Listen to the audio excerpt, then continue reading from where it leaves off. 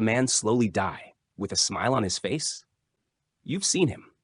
He's the guy holding all the grocery bags without complaint, fixing the Wi-Fi while getting blamed for the outage, nodding silently during arguments just to keep the peace, sitting across from a woman at dinner who once screamed his name in passion and now barely says it at all. He doesn't even realize it. This slow death. He thinks he's doing the right thing. He thinks he's being mature, being supportive, being what she asked for. But what he doesn't see is that he's vanishing. Bit by bit, apology by apology, it's okay by it's okay, fake smile after fake smile. And the cruelest part? He signed up for it. Let me ask you something no man dares to say out loud. Why does it feel like women never actually want what they say they want? They ask for kindness, but chase after the guy who treats them like a meeting he forgot to confirm. They say they crave partnership, but lean toward dominance. They beg for sensitivity, but the moment you give it to them, you vanish from their radar like a missed call. Schopenhauer called it a biological paradox. I call it a crucifixion. Because men today, we're being nailed to expectations that were never real, not truly. Here's the gut punch. She's not lying to you. She's not playing you. She's not some manipulative villain. She just doesn't know. What she says she wants? That's the voice of her culture talking, her upbringing, her social programming. But what she responds to, that comes from her nature. And nature is ruthless. Nature doesn't care about your good morning texts. It doesn't care that you stayed up with her when her cat died, or that you put your dream on hold to help her chase hers. Nature is primitive. It's wired to respond to strength, not softness. You think your loyalty, your love, your thoughtful surprises are enough to override millions of years of instinct? Let me break your heart, or maybe free it. She doesn't want your love. She wants your gravity. She wants to feel like she's falling into something powerful, something she can't control, but craves all the same. And if you become predictable, always soft, always available, always explaining yourself, always putting her first, she won't hate you. She'll just lose interest. That's how it works. Schopenhauer didn't dress this truth up. He said it straight. Love for a woman is governed by nature, not personal feelings. And if that doesn't snap you awake, I don't know what will. Nature doesn't reject men violently. It doesn't even raise its voice. It just stops laughing at your jokes. It stops lighting up when you walk into the room. It pulls away, not with betrayal, but with boredom. And you think it's your fault. So what do? You double down. You become more romantic, you give more, you open up even more. And all the while, she's slipping away, quietly, without a word. Because the more you become the man she said she wanted, the less you become the man her instincts can respect. Let that sink in. What she says, those are social scripts, PR statements, polished sound bites for dinner with her friends. What she wants, wordless, animal. It doesn't negotiate. It doesn't care about your intentions or how many podcasts you listen to on emotional intelligence. It doesn't read your love letters. It senses your presence. You think you're the good man in her life. But if you've ever been dumped after giving her everything, here's the truth. You gave too much and became nothing.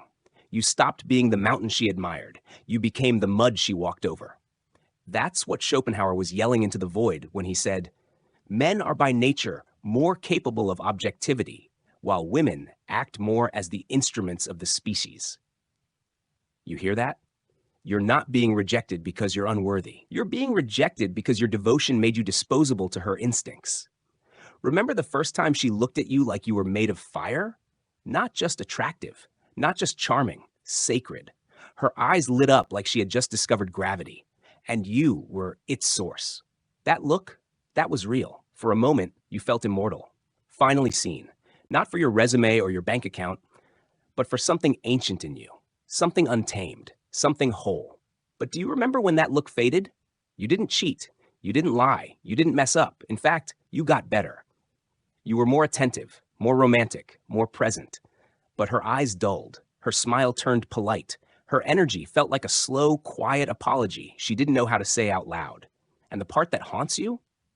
Neither of you could explain it, because the you she adored was never the version of you that tried to keep her.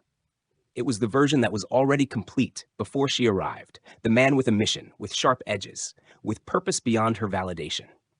Schopenhauer said, "A man can be himself only so long as he is alone, and if he does not love solitude, he will not love freedom." That line? Terrifying, because most men today are not free. They're trapped, not by chains, by smiles, by I love yous that don't come with respect. When respect leaves the building, your castle becomes a nursery. You go from king to caretaker, and you don't even see it happen. She tells you, you've changed. But what really happened? You softened. And nature doesn't reward softness that isn't backed by strength. Let me talk to your bones now. You cannot negotiate attraction. You cannot earn desire with effort. You cannot cry your way into being seen. The game is rigged, but it's not broken. You were just never taught the rules. You thought her words were contracts. You thought when she said, "I want a man who communicates," she meant talk more. No, she meant a man who commands silence with his energy. When she said, "I want vulnerability," she didn't mean dumping your journal into her lap. She meant a man who has tamed his fire and offers it sparingly, not to be dramatic, not to be poetic, but to be felt. She's not lying to you. She just doesn't speak your language. And Schopenhauer? He saw this mismatch for what it was. He didn't write love stories, he wrote autopsies. He once said, "In their hearts, women think that they were created only for the propagation of the species and not for the sake of man himself." What does that mean? It means her biology isn't there to understand you. It's there to filter you. She's not trying to know you. She's trying to feel you. And feeling doesn't follow logic. It's not earned. It's not fair. It's magnetic, or it's nothing. See, modern men were taught to be loved, not to be respected. You were raised on the idea that if you do everything right, text back quickly, remember the anniversaries, listen to her feelings without ever interrupting, you'll be rewarded with lasting love. But let me tell you something gut-level real. She doesn't stay because of your perfection. She stays because of your presence, the kind that can't be faked. And presence doesn't mean being around 24/7. It means when you walk into a room, the atmosphere shifts. It means when you speak, you're not just adding words, you're directing the room's energy. You know who has that kind of gravity? Not the man trying to please her, the man rooted in his mission. You want to bring back that fire in her eyes? Stop orbiting her. Be the sun. Let her revolve around something bigger than comfort, bigger than predictability, bigger than the damn relationship checklist. Do you know what most men are missing? Edge. That rawness. That mysterious, unknowable center that reminds her, he doesn't need me, he chooses me. When she senses that, she becomes addicted, not to your love, but to the danger of possibly losing your focus. And listen, this isn't about playing games. This isn't about withholding affection to manipulate her. No, it's about remembering who you were before her, before love made you soft, before you traded your fire for her approval. Because here's the brutal truth. Women test men, not because they're cruel, but because their biology demands certainty. She's not doing it consciously, but her spirit is always scanning for one thing. Can this man carry the weight of both of us? That's why she starts arguments over little things. Why she suddenly pulls away after the best weekend of your life. Why she asks questions that feel like traps. It's not logic, it's instinct. And if you collapse, explain too much, try to fix it with sweet words, you fail the test. Not because you're unworthy, but because you lack command. Let me say this clear. You are not a therapist. You are not her emotional pet. You are not her yes man. You are a mountain. And a mountain doesn't move for storms. It weathers them. That's the masculine she craves. Not the man who tries to understand every flicker of her mood, but the man who can contain it. Not absorb it. Contain it. And here's where so many men break themselves. They think being emotionally available means being emotionally porous. That's not vulnerability. That's bleeding out in front of someone who respects bloodstains less than scars. Vulnerability is strength wrapped in intention. It's telling your truth without flinching. It's standing in your chaos, not collapsing under hers. So when she starts to pull away, when her texts slow down, when her laugh fades, don't panic. Don't beg. Don't become a love salesman trying to resell your value. Instead, return to your axis, to your code, to your edge. Because attraction is not kept alive by effort. It's sustained by energy. And when your energy is grounded, decisive, directional, she feels safe to surrender. But let me warn you, this doesn't mean she'll always stay. Sometimes, no matter how strong your presence is, she will walk, and you'll be tempted to chase, to bargain, to lower your standard just to win her back. Don't. Because if a woman walks away from your strength, your clarity, your grounded masculine presence, she's not your loss. She's the universe clearing space for a woman who can meet that energy. And you, brother, need to grieve like a man, not by numbing, not by revenge, but by sharpening yourself again, body, mind, purpose, until you remember that you were the prize the whole time. This is the part they don't teach in school. They don't prepare you for the moment when love no longer looks like softness, but solitude. When growth demands distance, not closeness. When being a man means you stop trying to be her everything and become something unshakable instead. Now, let's talk about that word they've tried to shame you out of, dominance. The world twisted that word to mean cruelty. But true dominance is not about control, it's about stability.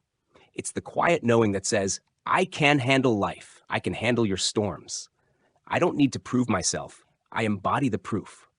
And when a woman feels that, when she senses that her chaos is safe with you, not because you clean it up, but because you don't drown in it, that's when her feminine softens. That's when she melts.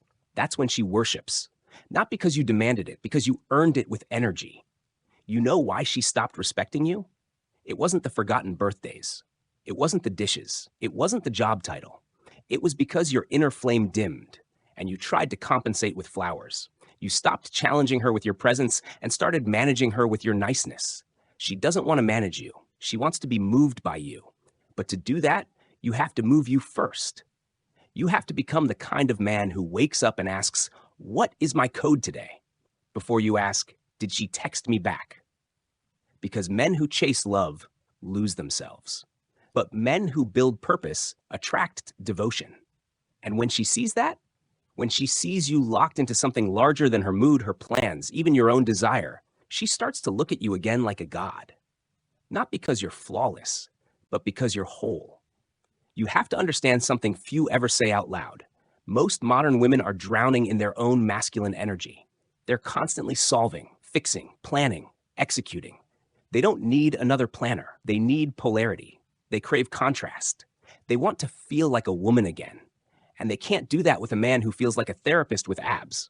So stop trying to be safe. Stop trying to be agreeable. Stop walking on eggshells around a woman you once conquered with your presence. You want her back? Get you back.